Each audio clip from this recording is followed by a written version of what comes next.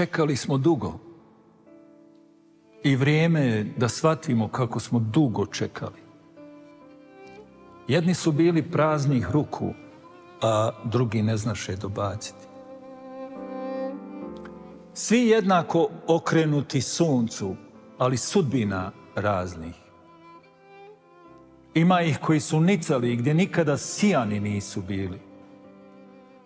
A ima ih koji su nikli, ali nikada na sebe svikli. Sada smo, evo, prvi put zastali jer je vrijeme da vremenu pogledamo u oči.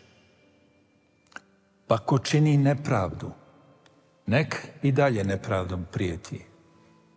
Ko pogan jeste, nek se i dalje pogani.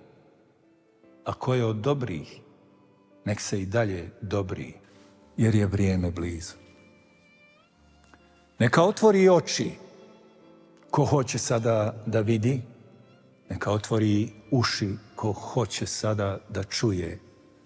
Jednim okom nek odmjeri i hridi i žali oko nas, a drugim nek zađe duboko u sebe da nađe svoj glas, jer je vrijeme blizu. Ostavi ovaj svijet, prezri njegov cvijet, ostavi grad na istoku i ostavi grad na zapadu.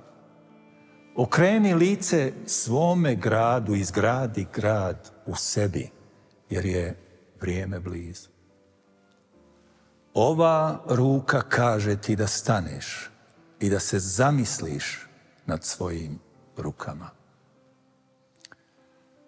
Kada je rahmetli Mehmed Alija Makdizdar opisivao Bosnu kao krajnju zemlju istoka, izloženu zapadu, i krajnju zemlju zapada, okrenutu ka istoku, opisivao je razmeđe i jednih i drugih utjecaja.